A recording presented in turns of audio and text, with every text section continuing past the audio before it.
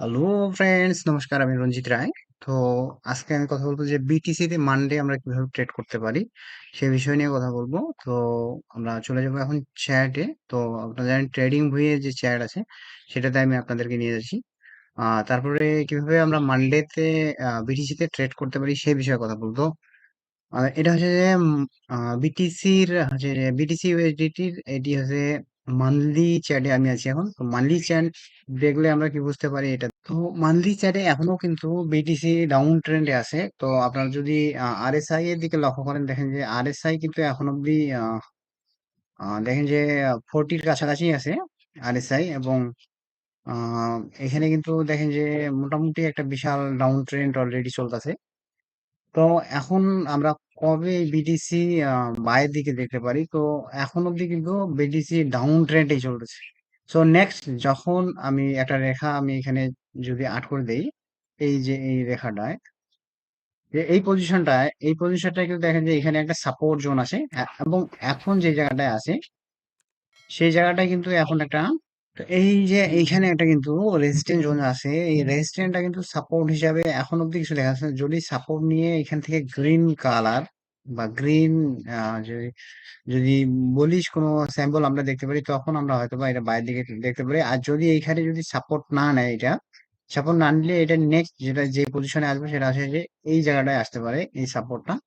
ঠিক হচ্ছে যে 3796, 2300 বা 2796, এই জায়গাটায় আসার পরে হয়তো বা এইখানে যদি সাপোর্ট নেয়, তখন আমরা কিন্তু বায়ের দিকে দেখতে পারি। তাছাড়া কিন্তু এখন অব্দি বায়ের দিকে দেখার কোনো সিচুয়েশন নাই এখন অব্দি। এটা কিন্তু সেল জোনে আছে। সো বিটিসি তে এখন বাই করার কোনো অপশন নাই। তো আমরা যদি এখন উইকলি চার্টে দেখি, উইকলি চার্টেও কিন্তু দেখেন সেম পজিশন এখানে। লাস্ট 2 উইকে কিন্তু গ্রিন ক্যান্ডেল তৈরি করছে, কিন্তু এখন অব্দি যে এটাকে যদি আমি উঠাই দেই তাহলে বুঝতে পারবো আর ক্লিয়ারলি। একটু বড় করে দেখি, তো দেখেন যে লাস্ট 3 উইক থেকে কিন্তু এই এখানে স্মল স্মল ক্যান্ডেল তৈরি করছে ছোট ছোট, যেমন হ্যামার বা ছোট ছোট, দেখেন যে হ্যামার বা স্পিনিং টপ এইসব তৈরি করতেছে ছোট ছোট। তো নেক্সট মানডেতে যদি এটি আবার বুলিশ ক্যান্ডেল তৈরি করে, তখন আমরা কিন্তু এটাতে বাইরের দিক থেকে দেখতে পারি। অথবা যদি নিচের দিকে চলে আসে এই লেভেল থেকে উইকলিতে, উইকলিতে যদি এই এর নিচে যদি যে ক্যান্ডেল তৈরি হয়, তাহলে আমরা এটা ছেলের দিকে দেখতে পারি। আর যদি এই পজিশনের উপরে যদি ক্যান্ডেল তৈরি হয়, তাহলে আমরা হয়তো বাই করতে পারি উইকলিতে।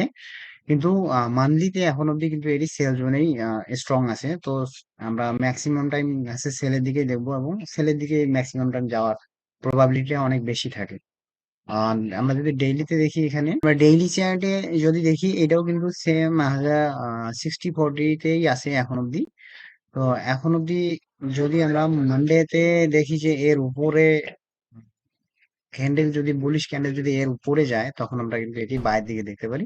এবং এর নিচেই যদি থাকে, তাহলে আমরা হয়তো বা এর নিচে যদি ক্যান্ডেল তৈরি হয় রেড ক্যান্ডেল, তখন আমরা এর নিচে আসলে আমরা সেলের দিকে দেখতে পারি। এবং টার্গেট আমরা এইখানে পর্যন্ত দেখতে পারি, ফার্স্ট টার্গেট। তো এইটাই হচ্ছে বিটিসির যে উইকলি অ্যানালাইসিস। এরকম ভাবেই আপনারা দেখতে পারেন, ট্রেড করতে পারেন ডেইলি, উইকলি, মান্থলিতে। তো ডেইলিতে কিন্তু এখন অব্দি মোটামুটি একটা রেঞ্জের মধ্যেই চলতেছে। সো নেক্সট মানডেতে যদি এর উপরে আসে, বুলিশ ক্যান্ডেল যদি তৈরি করে এর উপরে, এই পজিশনটার উপরে যদি বুলিশ ক্যান্ডেল তৈরি করে,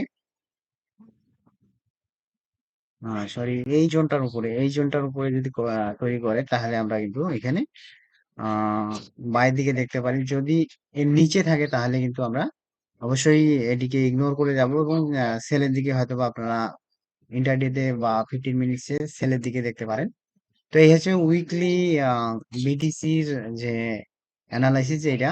তো আশা করি ভিডিওটা ভালো লাগবে। যদি ভালো লাগে অবশ্যই লাইক কমেন্ট করে শেয়ার করবেন। ধন্যবাদ সবাইকে।